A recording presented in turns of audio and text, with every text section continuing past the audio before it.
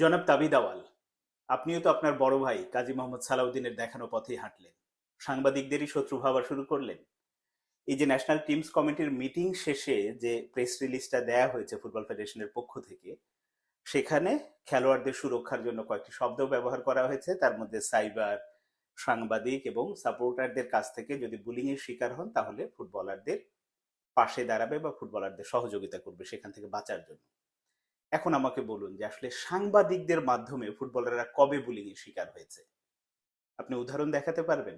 নিশ্চয়ই আপনাদের হাতে উদাহরণ আছে। তারা তাছাড়া তো আসলে অফিসিয়াল প্রেস রিলিজে সাংবাদিকের নামটা জুড়ে দিতেন না।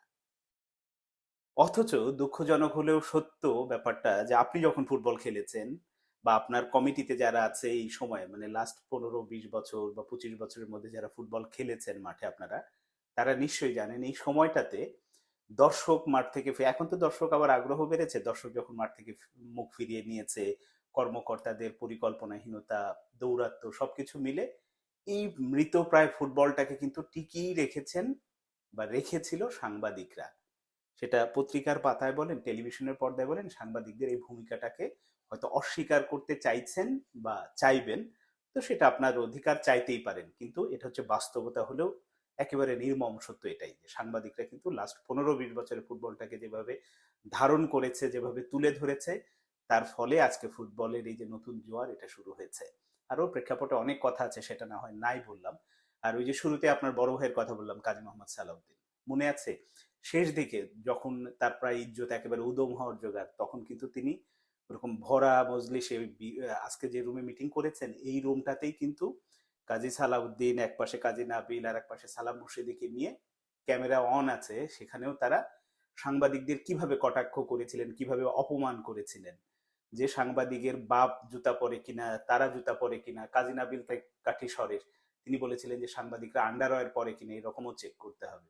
তো তাদের পরিণতিটাও কিন্তু ভালো হয়নি। যাই হোক, সাংবাদিকদের আপনারা অবজ্ঞা করতেই পারেন, যা খুশি করতেই পারেন, কিন্তু দিন শেষে সাংবাদিকদের ভূমিকাটাও একটু স্বীকার করা উচিত।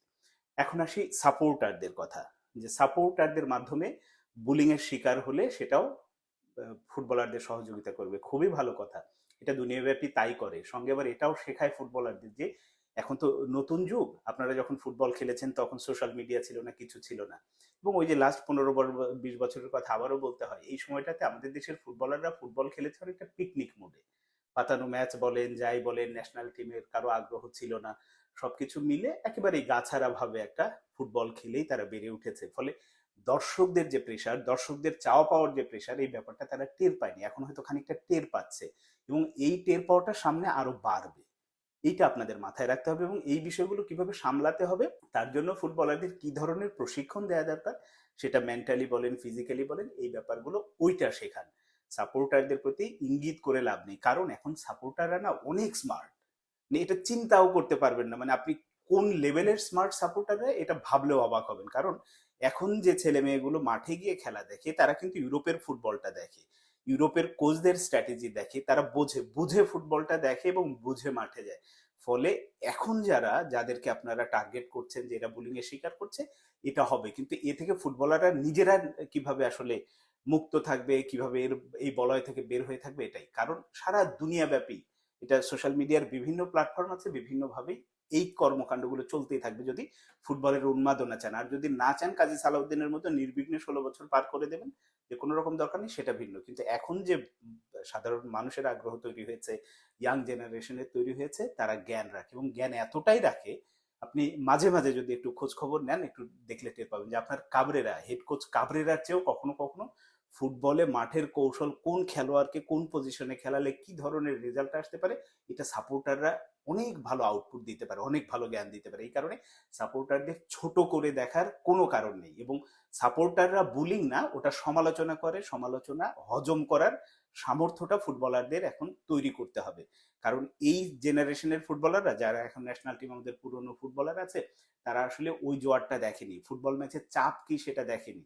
আপনাদের ওই যে বড় ভাই কাজী সালাউদ্দিন বা এখন যারা ওই সময়ের 80-90 দশকের ফুটবলার আছে, তারা কিছুটা বলতে পারবে যে ম্যাচ শেষে স্টেডিয়াম থেকে বের হতে পারতো না, হয়তো হেরে গেছে, ক্লাব টেন্টে গিয়ে হামলা হতো, এরকম অনেক ঘটনা।